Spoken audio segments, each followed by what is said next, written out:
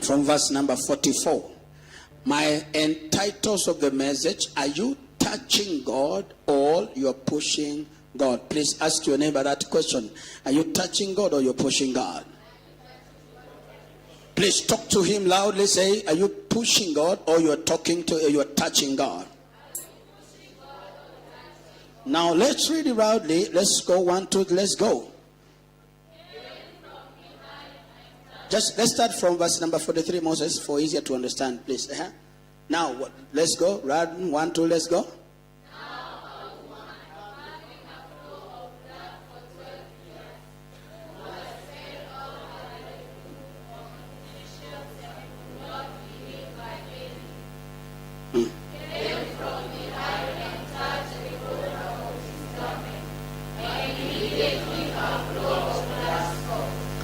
Verse 45. That question, Jesus said? I said, Jesus said what? Let's continue.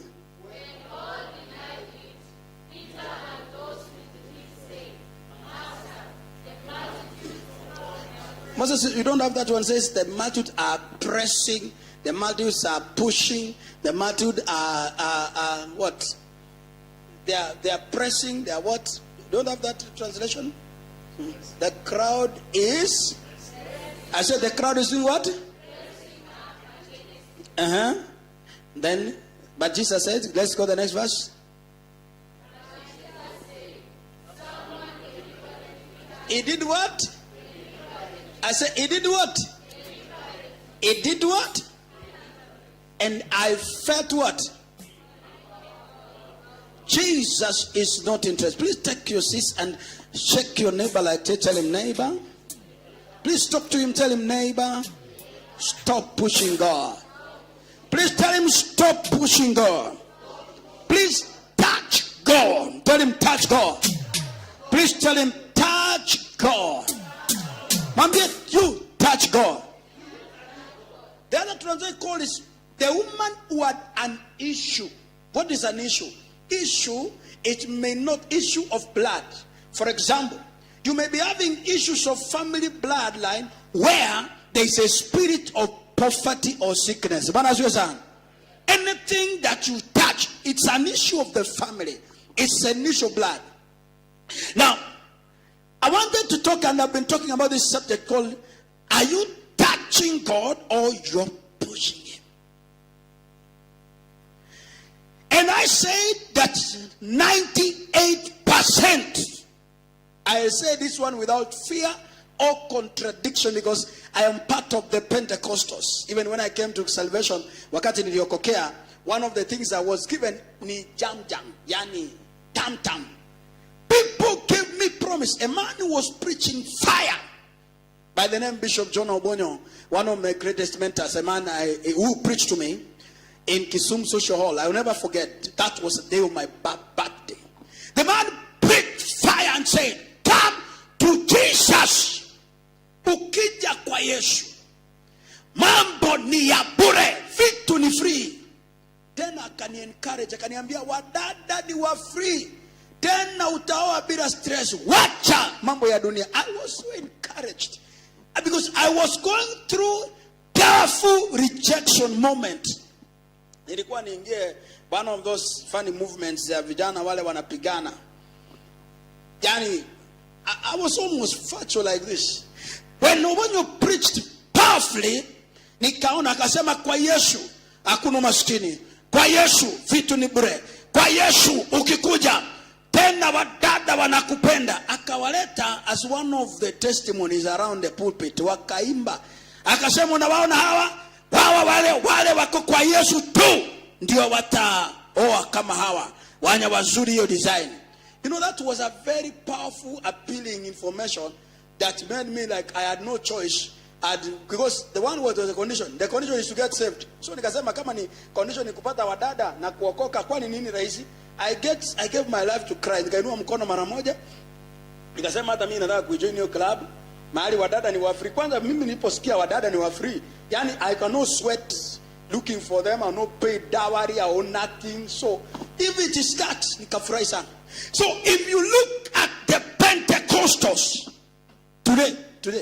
Even the advertisement, even when you're making an advertisement on television, advertisement on the radio, advertisement on the posters, you must write powerful words. Financial freedom. Come and you receive grace of money. Like the way Nigerians write it, very powerful. Nigerians are very one of the powerful guys. Wanasema, unakuja, give me my wife or I die. Conference. Unajua hiyo sasa, ukiona hiyo headings, my friend. Come and encounter God face to face, and your problem will be the past tense. Unajua, somebody walks in not even to see Christ. He walks in, number one, to come, and his problem will be what? The question is, if the problem will be solved, the question, will you remain faithful to the Lord? I was in Eldoret. A lady I knew, she was healed out of it, kabisa, and I will not forget her name. It's called Wangari. She was healed kabisa. That one I witnessed because I saw the report from Moi Rivara Hospital, whatever. This lady, after she got healed, akakaa katotoa shuhuda zake, anakuja anaambia watu, kuja kwa kanisa mahali watu wanaponywa ukimwi. Wanafanya nini? And this lady was so determined. So watu wengi walikuja kabisa, wakakuja. This lady alifika mahali fulani, akachanganyikiwa, akachukua brother who was employed at the oldest place, and he had some flats nini na nini, akambeba kienyeji, akamchukua. And that lady even never informed the pastor that she's moving out. Akasema, pastor, maisha yangu unayotaka nini? She was healed. Nduzendubi. Unajua mimi si exaggerate kitu, nasema ukweli. She had a report from the doctor certified that she's HIV free. She rebelled and moved out of the church, went and got married after exactly 1 year. But I was asking last time when I was in Eldoret, this Tuesday, ikaambiwa Wangari died long time ago, alizikwa Karatina. Ayuko tena, she's past tense. How old or what? The diseases came back. That's why Jesus used to tell people, Sema, go and sin. You don't read your Bibles. Jesus, when he heals anybody, he says, go and do what? Sin no more. So the Pentecostals, the charismatic, at some level, the majority of them, there's even those one who gave us a promise of going to heaven. Wakasema kwamba sasa tunafika kiwango cha kwenda mbinguni. People can flock in a place.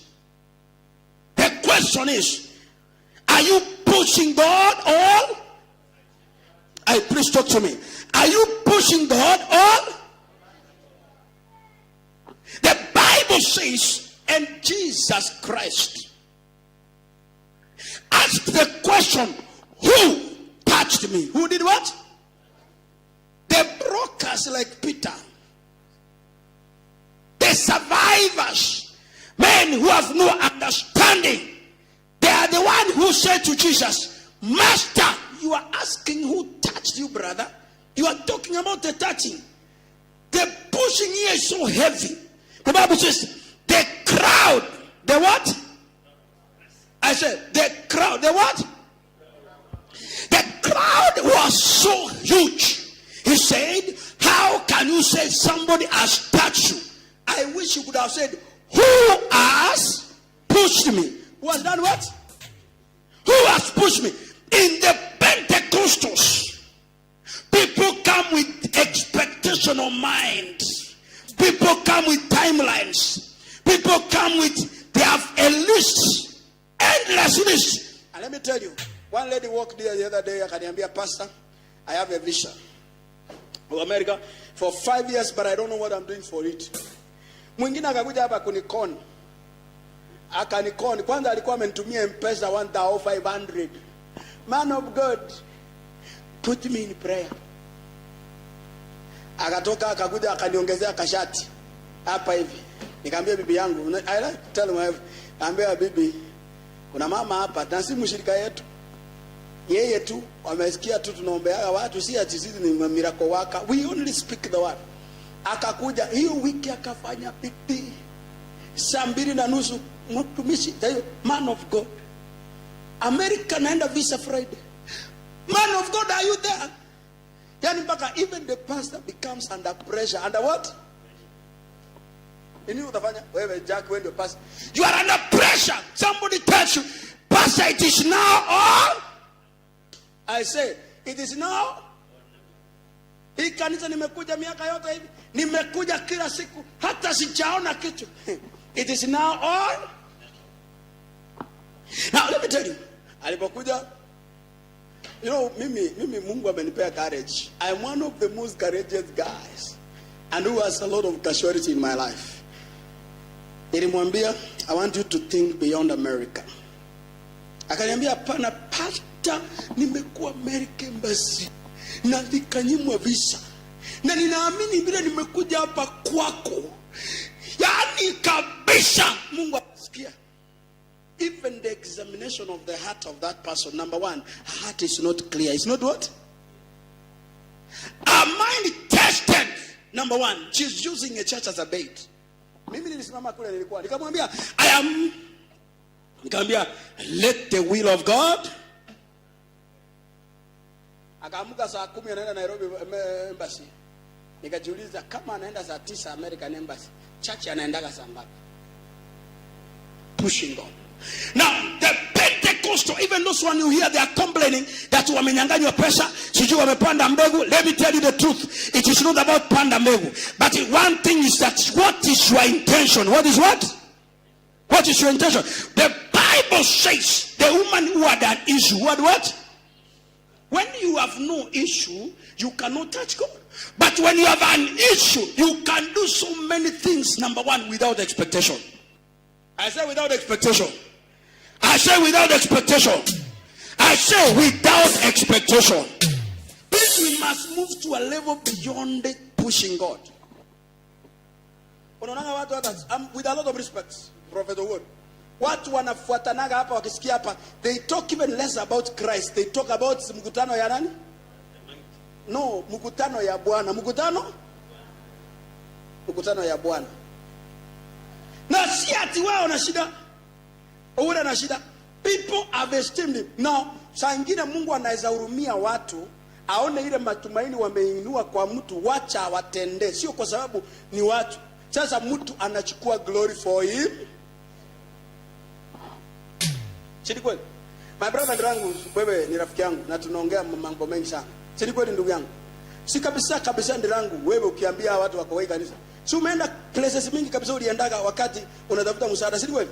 Si kwa Ng'ang'a umeenda, kwa Mwai umeenda, kwa Musiri umeenda, everybody, heating pools, swimming pools, kila mahali umekuwa. Kuna kitu hujafanya Ndrangu? Anointing oil, anointing handkerchiefs, kuna kitu hujapata?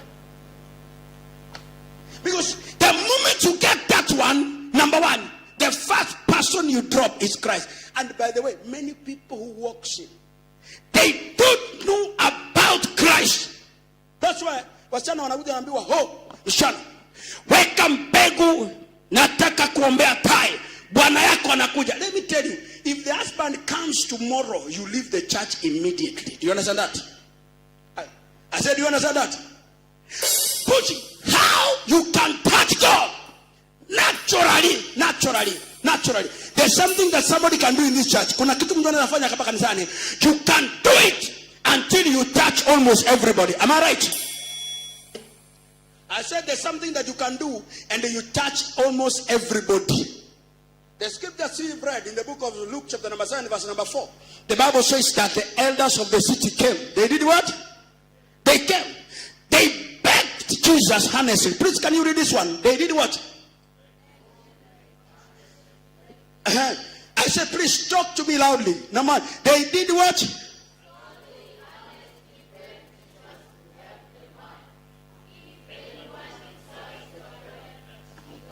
If anyone do what? If anyone did, in other words, this man, what he did, it was long time ago, before even his servant was sick. Number two, this man was crying for his servant, not for his children. Alikuwa analilia. Go back Moses kidogo kwa hiyo andiko. Answer from number 1. This man was crying for the servant, not for his children. Ni wangapi wanaliliaka mtu wa kawaida? Yani inakuwa mzigo ndani yako. Ukiona vile mtu anateseka, unaangalia kwa akili, unasema kwamba this one, please, I want to believe that I want a help. I want what? I want a help. I want what? Nataka msaada. The Bible says the servants. It was a servant. Now, can you read this? Read it. Loudly. 1, 2, let's go.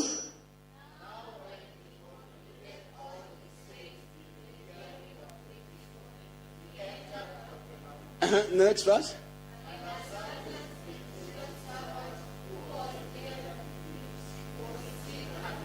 A certain servant. A certain what? Na sio mtoto wake. Hata unaweza fanyia watu vitu mpaka wakati ule uko na shida, watu wenyewe wainuke wakutendea. Bwana sio sana. Unaweza saidia watu mpaka wakati ule watu wanataka kujenga kitu, wanasema kwamba jameni, huyu amejinyima kwa ajili ya watu. Watoto wake hawatateseka tukiona. Bwana sio sana.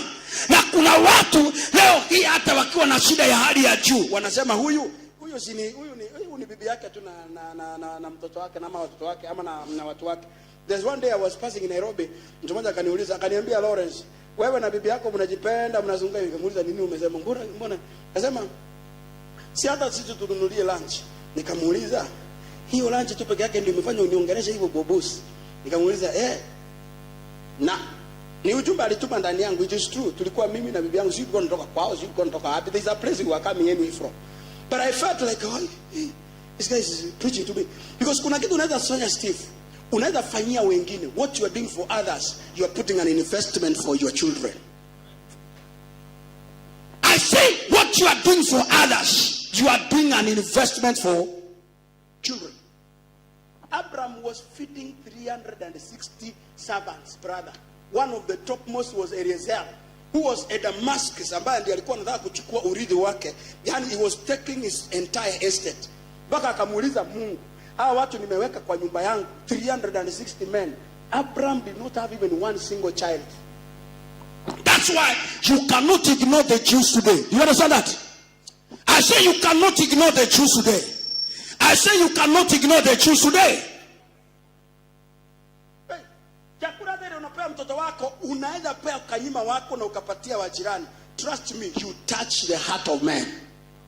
I say you touch the heart of man. I say you touch the heart of man. When you touch the heart of man, you touch God. The Bible says the centurion, it was his servant. It was what? Pushing God. Because mimi nimekaa makanisa za Kipentekoste mwana, nimekaa na niko na ushahidi excess. People sometimes don't walk to church. Mtu anaweza kutoa pesa kanisani mpaka ukafikiria mshahara moja in Kitale. Akanunua 200. Kanisa ikianza 200 chairs. Akafanya kila kitu. Kumbe target ya yule msichana ilikuwa pastor amwae. You know, pastor walked in a single young man. When he came in as a single young guy, so the lady came, walichukua na wawili. Yani wakiwa na huyu mwingine wanaambianaga, tena na encourage wenzake, tununulie kanisa viti. Lakini ndani yake alikuwa anataka kuwa vile yeye ndio usema, yeye ndio kiongozi, yeye ndio nini? Anaambia, akawa anataka kucapture mind ya, unajua mtu akifanyaga kitu anakapchaga mind ya pasa, si kweli? Kima amehubiri hapa akasema somebody can take the control of your heart, Jack, by what he does for you. Na kuitoa ni ngumu sana. So huyo msichana akanunua viti 200, kanisa ilikuwa na struggle even to get 10 chairs. Unajua hiyo ni kazi ngumu sana. Is that true? And she contributed again to the instruments. Wakati pastor alitangaza he want to get married, msichana kaza, she became restless. Ada apostle Danisuna Nairobi, wakati anafanya harusi ilibidi aruka aenda afanyie Uganda, because when the man was single in Nairobi doing a ministry, wanawake wote wa Nairobi, wacha nikwambie, Nairobi hata ukitaka kuwa na chachi ya nguvu sana hivi, ndio vile unakaa kijana handi za mingi tena wewe ni mjaluo, haki ya Mungu, Nairobi utakuwa na kanisa kama 2000, lakini 2000 wanawake ni 1995. Wanaume tu wanakuja watano kama security wale wenye unalipa.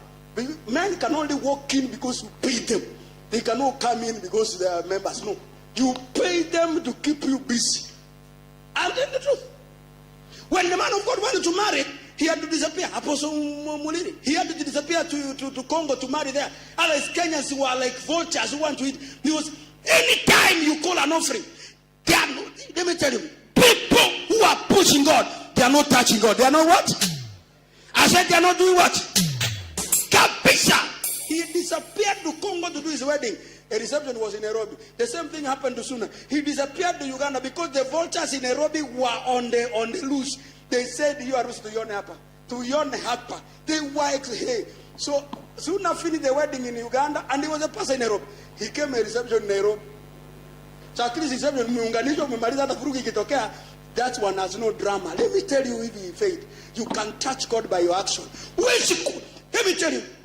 You cannot stand. Umebeba mtoto kwa mgongo. Unasimama kwa barabara. Umeweka mtoto unasema hata watu wakikuuliza ni pesa unaenda kupewa, hapana mimi naenda kanisa. Huyu msendubi yako hapa. Kuna siku moja alituambia and it is true. Kule kwetu inafanyikanga hivyo. Mtu anaweka mtoto kwa mgongo, anaenda kambi ya kanisa. Anaenda nini? Si ni kweli si? Si ni kweli? Nani leo hivi mtu anasema hata sina fare lakini Monday morning utamkuta town, ukamkuta kazini. Monday morning anakuambia ana pesa. You cannot touch God. There's a way you can do things until you touch God himself. He cannot rest. He cannot what? I said God cannot do what? Rest. Jesus asked who? Please talk to me. I said who did what? Touch. The people who are touching God are very few. Why do you think Catholics are very rich, my friend? Why do you think they are rich? Injili gani Catholic wanahubiri brother? Wewe unajua ni gani wanahubiri? Wacha yetu tunahubiri prosperity kutoka jioni mpaka asubuhi na hata hakuna mtu ameprosper, because everyone who's been coming in the name of prosperity, they are coming with their intention. Jack anangoja nikiwa na Range Rover ndio Lawrence kuyo daniona. Mimi nasema jikwira ndakuwa na Mercedes 550 ndio ndapigia kuleti napitia hapo Narok namuuliza bros naonaje? What did, because in the competition people when they are pushing God, number one, their hearts. I said their heart. And you can pray. God can give you things and they don't become a blessing, they become a curse. I said they will become a curse. I said they will become a curse. I said they will become a curse. Touching God and pushing God. Are you touching God? Because what touches God, if it touches you, then it is real. I said it is real. What is touching God? Kile kinaguza Mungu na kikikuguza wewe. If what touches God does not touch you, my friend, you are nowhere near. You can, Edward, it's a matter of time, brother. One day there is a God in heaven. Because your heart is not in man, your heart is in God. Even the time you are on the road, people with comfort.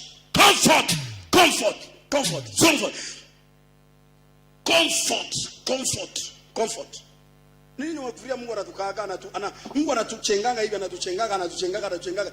You know, things don't make man. Unanielewa yakini?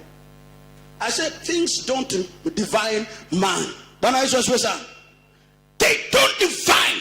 In the secular world, they know when you have things is when you are famous. But in the spiritual realm, what you are doing for God, you are making a treasure. I say you are doing a treasure in heaven. And what you put as a treasure, it will live to defend your children. I said it will live to defend your work. It will live. Itaishi. Sometimes people can give a bribe. People can give a bribe to get a job. Am I right? People give bribes to get jobs. People give bribe in everywhere. But let me tell you this. The Bible says, Peter asked Jesus, you are asking who has done what? Peter anamuuliza, unauliza swali, si ungeuliza ni nani ameku? Because watu wako hapa ni wewe. Yesu akasema, please, nimeuliza. Jesus asked second time, who has done what? Alipomwambia, who has touched me? Peter ignores Jesus. Ignored what? Kamwambia, brother, hii crowd iko hapa wanasukuma, kila mtu na mahitaji yake. Kila mtu na nini? But before that lady came to the meeting, the Bible says she purposed from her heart. I love that one. She did what? I said she did what? Shadrach, Meshach, and Abednego. The Bible says, and they said to the king, King, let it be known to you, even if the God that we are trying to defend, it does not come, let it be known to you that today we are not going to bow down and worship the idols. We shall stand, even if we are perishing, let us perish. Amen? That one touches God. That is what? It touches God. It touches. The Shadrach, Meshach said, we are not going to bow down, brother. What you are saying. Ati mumeona the furnace of fire. Akasema hiyo peke yake. Is that what you are saying? Akasema fanya haraka kama. Tena wakasema vizuri. They were saying from their heart. They are from their what? Their heart.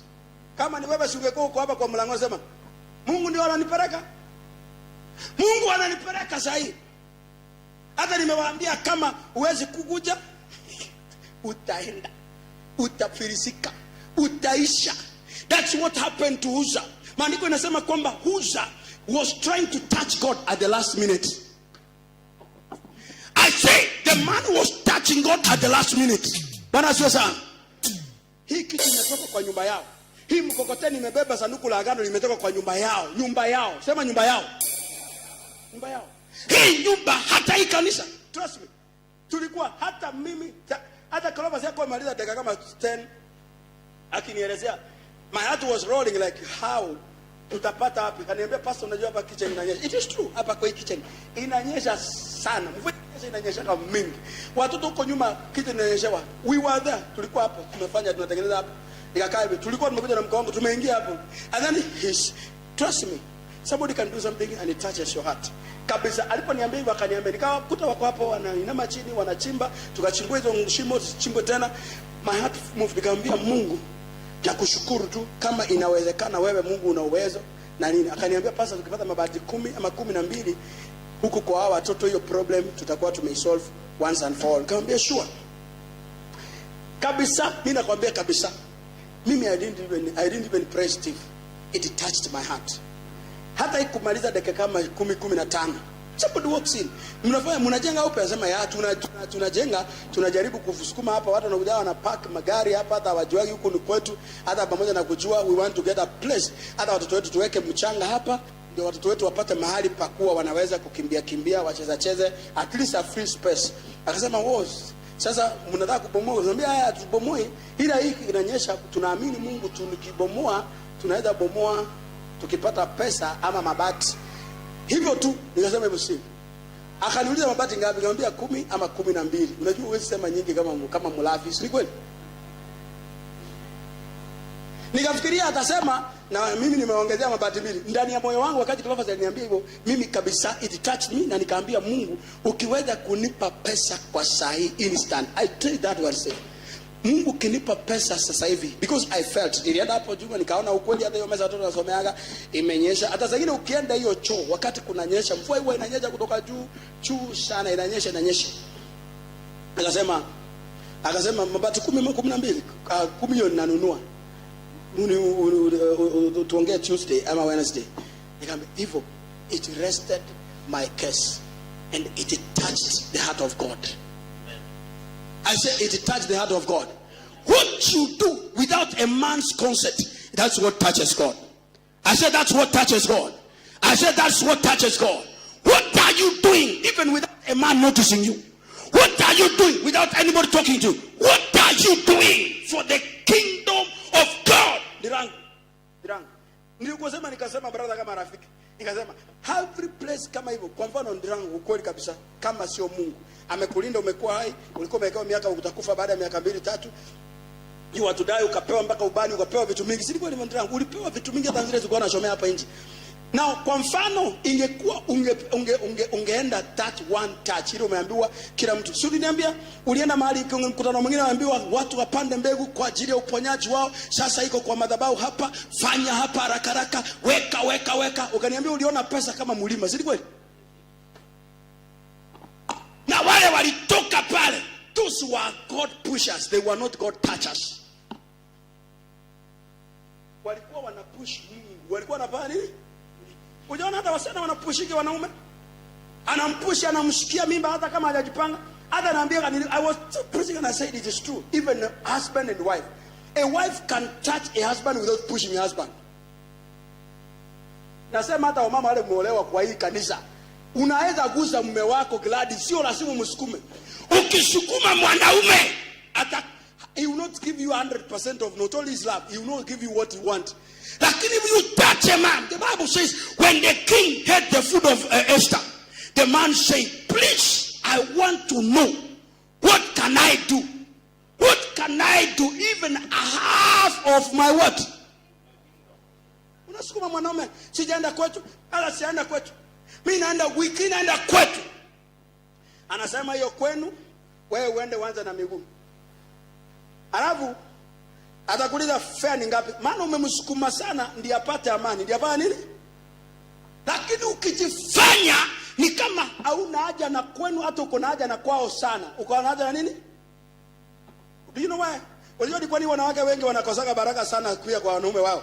Because anajifanya vile anaangalia kwao sana, na mwanaume anasema basi angalia, nitaona. Yeye ndio anachukua, anapiga hesabu mother 2 400 kutoka hapa na Karatina 400 800 150 ya kwenda na matatu, unapewa 2200. Tena sukari ya kununulia, sema hiyo ndio, hii adhao ndio shopping, ama hii 550 ndio shopping. Unafika unanunua sukari robo paka unakaa. But you can touch a man paka anakuuliza tunaenda kwenu lini? Siku ile tumeenda Steve kwa kina mka wangu, she touched my heart. Never, I say this one before the altar, never in, mimi tulikuwa na marafiki wangu wengi wakubwa bibi zao wanawasumbua, utaenda kwetu lini? Utaenda kwetu kuona wazazi wetu lini? Unakaa tini kama unaona kama amesahau. Utaenda kwetu lini? Sasa kwetu upendi. Yani the more na kusukuma, the more unakachirika zaidi. Unaambia sikanyagi, siendi, nimenuna. So utadu, ukiamua kwenda basi enda. Unajua uzuri, umejua umelipa dawa lile ya kwanza, umeweka kama gege. Akienda asema mimi sikufukuza mtu, mimi sijafukuza, mimi niko hapa. Muulize hapa, nilimwambia atoke. There's a lady who left her house. Alipotoka kwa nyumba yake, sasa hivi ndiye anapembeleza. Miaka 7 akaacha mwanaume akamwachia na watoto. Sasa hivi ndiye anafanya mazoezi. Nani anasema huyo, wewe enda kuja niambilie mwanaume alisema huku haurudi. Huku afari? Sasa hivi mwanaume anafanya mazoezi ya kuoa. Mimi aliponiuliza my comment, sasa my comment reserved. My comment, ulipobeba mizigo yako mwenyewe na ukaondoka, ukaenda ukarara na mwanaume mwingine, you broke the covenant. You broke what? You can. Wanaume kwanza, wanaume ni makorokoro. Yani wanaume ni watoto wadogo wale unaona unaguza masikio wanaanza tenda hii. Bwana malaya wa Mombasa wanakujaga hivi, anapuliza mwanaume anambebeta. Poleni baba kwa kazi. Tena anakupunguzia time. Poleni baba, poleni sana. Poleni jameni. Poleni, viatu anakutoa. Watu kwa tena wa hapa wa bara wako tu kama magangster. Wako. Yani ndio unaingia. Ndio unaingia saa hii. Kesho kama aliingia saa 3:30 ataingia saa 6:30. Yani unajua nature ya mwanadamu anataka rebellion. Anataka nini? Lakini akiingia kama ni saa 4:30 unaambia poleni baba, pole kabisa, pole kabisa. Unakula, unaoga? Mbona unaona wanabebetaka mtu mpaka wanambebeta sasa. Tulikuwa na rafiki yangu mmoja Kisumu juzi ameniambia alienda Uganda. Wakaenda kula nyama across to border hapa Malaba tu. Wanapofika Malaba, yani akapata hawa dada mawaita, mwambie mwenzako mawaita. Ako hivyo sema tena magoti kwa mbali. Karibuni, anakuosha na mikono, karibuni sana. Yani utachindana na magangsters wenye wako hapa, maji iko hapa kwa sinki. Si uende uosha mkono, kwani wewe ni mtoto? Nani anakuguza boss? Nani anakuguza? Tunaongea. Ama magangster mnakaa kama wanaume wawili, isipokuwa tu ni vile hamwezai kuhesabiwa. Akaniambia akia Mungu Lawrence, wanaume ukiambiwa wamepotelea Uganda, hiyo unajua hata kama ni false humility. False what? Maandiko inasema Esther went before the king. And even before, and it was allowed in Israel, it was a decree. You cannot access the king's court without the permission of the king. But the time Esther was there, the Bible says, the king lifted up his scepter and said, Esther, what can I do for you? Even half. Mimi naambia watu si ugali peke yake, mko hapa ni watu wazima. Si ugali peke yake. Kuna mahali aliguza huyo jamaa sehemu nyeti. Mbaya akasema hii, wachana hata fast ni saitani. And you know what? Esther hakuzalia huyo mwanaume hata mtoto hata mmoja. You can touch, let me tell you, you can touch God permanently. You do things without even asking God anything. Anything. Anything. Anything. Anything. Nikamwambia, nikamuuliza, sasa mlipo anasema haki ya Mungu kama si kuokoka, haki. Na ndio unaonaga siri ya mwanamke wa pili. Second wife lazima anafanya bidii ya, unafikiri mtu second wife wananunuliwa nyumba, wananunuliwa gari, wananunuliwa nini, wanatengenezwa nywele. First wife wako hapa kama makaratasi. Nywele ni kama makonge imeteremka hata ionekani iko wapi. Because every time anasukuma mwanamume, sijatengeneza nywele kama mama nani. Nywele hiyo unaona ninakaa nayo. Naambia kaa, kwani nywele si unyoe kama unaona kama. Na yeye akona kinyangareka, anamwapaka na mwe wale, gusa tu, chukua ile unataka. Take what you want. Touch him. Who touched me? Who did what? Where at the kanisa? You are not even a serious church goer, Steve. You are not a serious church member. You are not a serious giver. You are not a tither. You are not anything. You are not doing anything. The Bible says in the book of 2 Kings, chapter number 4, verse number 8. If you start reading verse 8 up to verse 7, the Bible talks about the Shunammite woman. The Bible says she touched the man of God. The man of what? This woman, she was wealthy. She was rich. She prepared a house for Elijah. She did everything for the man of God. And she was not expecting anything. And what? Hata wakati unaona, and I give this example with a lot of respect. Hata wakati unaona tumeleta hata mgeni mhubiri hapa. Watu wakikujaga hapa, nataka kuombewa, nataka mimi. Excuse me, you are a pusher. You are not a tata. You are a pusher. And you can never receive anything. Mama moja alikuja Nairobi anatoa 1.2 million. Hajawahi hata kwa pesa yake kutoa 50 bob. Hata 50 shillings. Anatoa 1.2 at home. I want the seed of a womb. I want God to bless me with a son. I want to. Let me tell you, what you push God to give you, you are responsible to sustain it. Write it down. I say what you push God to give. Hata wanawake wale wanatembea na miniskirt, umeona miniskirt ziko hapo, unatembea mguu uko firifiri, matiti iko outside. You are pushing a man to admire and desire those breasts. So you must keep on doing it every day. Anything that you push God for it, you are the one responsible. Say responsible. Please say ma responsible. Please say ma responsible. Please talk to me loudly if you are alive and well. Say ma responsible. Anything that you push God to give you, you are the one responsible to sustain it. Responsible to what? The Bible says in the 1 Samuel chapter number 8 verse number 7, the children of Israel pushed God. They did what? They pushed God and said, we are tired. Can you read it please loudly? Let's read it. 1, 2, let's go.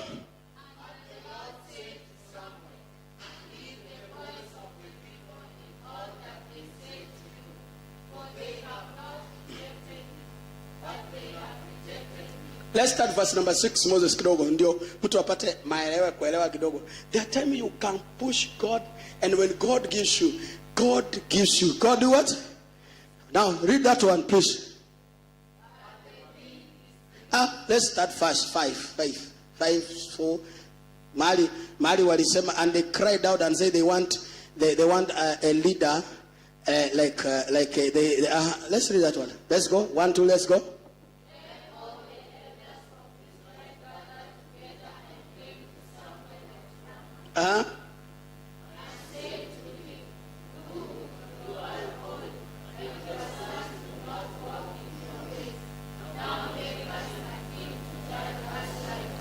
Like what? I said, make a king to be a church over us like other. Anytime that people are pushing God, they want to be like others. They want to be what? I said they want to be like what? Wewe unafikirianga watu wanalilia vitu Jackson kwa sababu wanataka Mungu. Wanalilia kwa sababu wanataka mashindano. Wanataka nini? Wanataka nini? Mashindano. Mwanamke anakuja anaona mwanamke mwingine ako town hapa amevaa manguo viatu via hivi. Hajui ni malaya wa kawaida. Unanielewa? Na unajua makanisa za kiroho ndio zinakuwa na hiyo vituko. Malaya wanakujaga mpaka wanatoka ushuhuda mpaka unachanganyika. Bwana asifiwe, asifiwe sana. Asifiwe Yesu, asifiwe tena.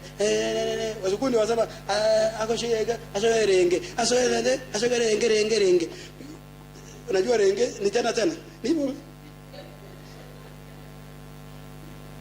Sasa Bwana amenibariki. Sasa anatembea na kakifunguo ka gari.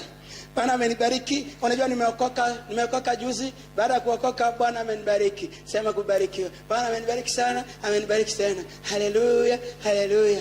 Hata Mungu amenibariki, niko na gari hapa. Nashukuru Bwana. Sasa hizi Jerusalem na bwana wake wako hapa hivi wanatazana sasa hawana gari. Mpaka nakuuliza brother angalia huyu. Brother.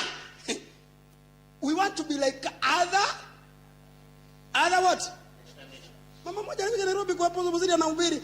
Si anahubiri anaotoa ushuhuda anasema pastor, unajua uliponipatia haya mafuta ulinipatia anointing, ile anointing yako ulipatia rafiki yangu baada ya kumpatia haleluya. Baada ya kumpatia sana akamwangalia halafu nikajipaka, baada ya kujipaka nikapata client, baada ya kupata client akaniandikia check 1.2 million, 7.2 million. Haleluya. Tithe yangu ndio hii.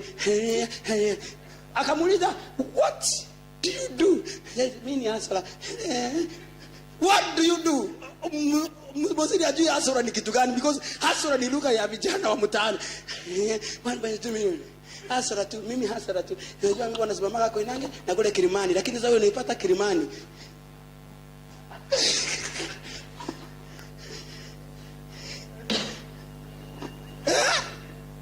Na sasa hiyo umepewa mhubiri, umepewa 120.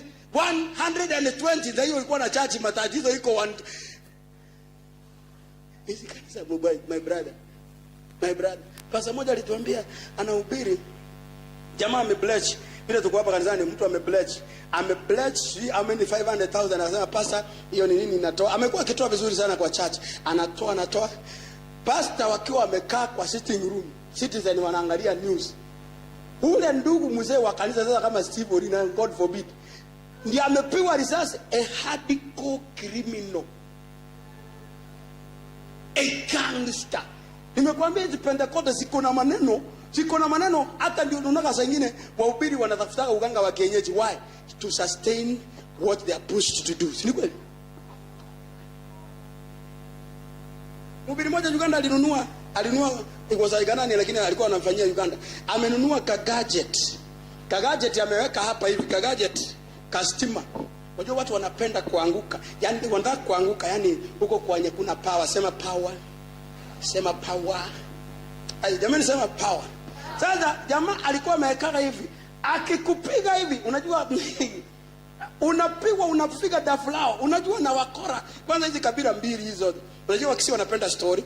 Waluya na Wajaluo wanapenda power. Sema power. Wakikuyu wanapenda kuonewa. Ninakuona. Bibi yako anaitwa mother, ninakuona. Unaiza mitumba. Musha gai mwadhani. Sasa unalia unasema yaani unatoa wallet mwadhani. Nini Nairobi kimetajija mpaka kwa kina helicopter? Ni nini ndirangu? Wakikuyu ndio wanapenda kuonewa. Wakisini story St. Anthropos na Vasco da Gama alitoka hivi. Unajua Wakisini wanapenda siasa story. Si ni kweli? Na Wakamba uwapatie kitu. Ninatabiri. Himaji, sema himaji. Ukikuja hivi sema power. Watangaika Wapentekoste hawakwangi genuine. Ama nimesema uongo nini? Sema faith my sister. Nimesema uongo. Si Wakamba wanapenda kubeba kitu, hawa Wakinesta wanapenda kuonewa. Nakuona. Mwadhani. Mbele ya mwadhani. Uga. Sasa unamwambia, sasa hiyo uko na data. Mwambie mwenzako data. Najua Esther kuna watoto wawili, bwana anaitwa Moshiri. Sipora. Sasa hiyo unasema kuja. Kuna mtu anaona kuja. wanabebanaga kerende, na uzuri na hiyo kerende unachukua data.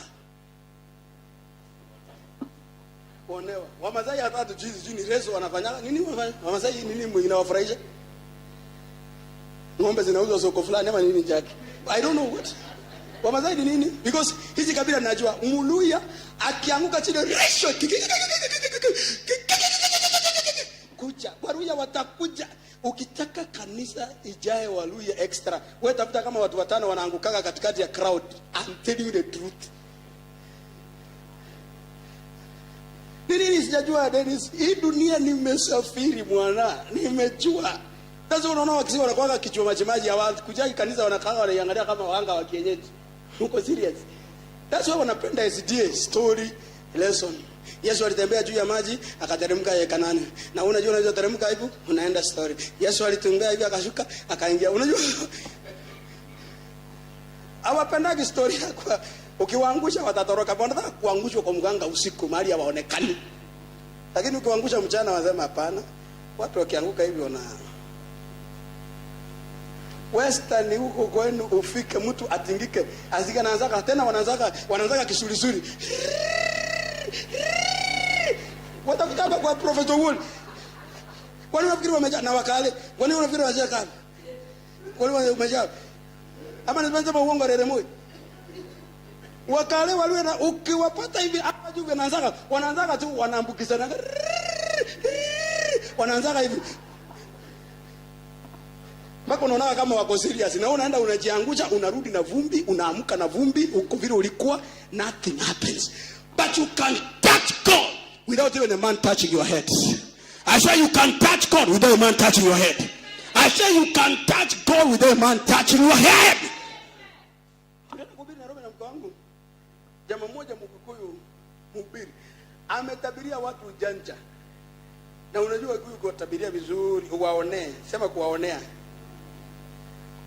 Yaani kuwaonea, in other words hawajui kuona, unafanya nini? Ambia ninaona buku anakupatia. Naona buku anakupatia mabilioni, sema mabilioni. Na siona zinakuja, jiadai. Naona buku anatokea. Tena usiongee Kikuyu sana watakuacha, kuzi watajua. Uwe Mjaluo, uwe Muluya unawatabiria ama Mnigeria hiyo ya kuongea. I saw the Lord coming to. Unafikiri kwa nini Waluya Edward? Kwa nini Waluya wamejaa na Wajaluo wamejaa kwa Winners Chapel? Sini mambo ya prophetic feet washing? Nini what? Nini? Wani wako the majority, all of them? When you touch God, you touch God by your action without involving any man. I see you touch God by your action. By what? When that man came to Jesus, they said to Jesus, Jesus, this man deserves. This man what? I said, this man did what? Luke chapter number 7 verse 4. This man deserves. This man what? Deserves. He deserves. Number one, he deserves. Can we go the next verse, Moses? Number one, what is the reason of this man deserves? One. Can you say? Number one, he does what? Not his nation. Our what? Yani mtu akijitolea kwa ajili yako. Sasa Steve, kuna mtu hapa town ukisikia kabisa huyo mtu ana kitu. Trust me, even in this church you will not be restful. Because there's a time he touched you. He touched you by his action. By what? His action. Kuna msemo huwa nasikia gangu penda asema ati Wakikuyu sema, lakini sijui kama Kiswahili wanasemaga hivyo. Wanasema mtu ujizika mwenyewe. Yani mtu anajizika vile alikuwa amefanya kwa watu. When people hear he is dead, is what? Tabitha, maandiko nasema when she died. The widows went to Peter in Joppa. Wakamwambia, this woman, she's dead. What happened? They took the sweaters, sila alikuwa na washonea. Wakamuonesha Peter, wakamuuliza Peter, this woman goes to die, and imagine the way she touched. Nobody was there for us. This woman is dead. How? The Bible says, and Peter was touched. And when he was touched, he said, the Bible says, he closed. When he was touched, the Bible says, and he prayed, looking at Jerusalem. And the Tabitha resurrected. Did what? Papa Jackson, when you are sinking financially, we cannot allow to sink, because we can imagine that soul-handedly, soul like that sometimes you look at, this is what is happening. This man is alone. When you touch people who are many, even when God has no time to give you a chance to live, you can always live. You can look. You can live. You live it. You live it. You live it. Because there's something that you can do. Kuna family you can touch. There are people you can, even when you are dying. Even when you are doing what? When you are dying. When you are dying, something is happening. When you are being sacked, unavutwa kazi. Kuna watu kabisa who will not rest. Who will not what? Kuna watu hawezi rest. Hata kwa kanisa hapa. Kuna watu kabisa who have touched my heart every time I tell God. Naambiaga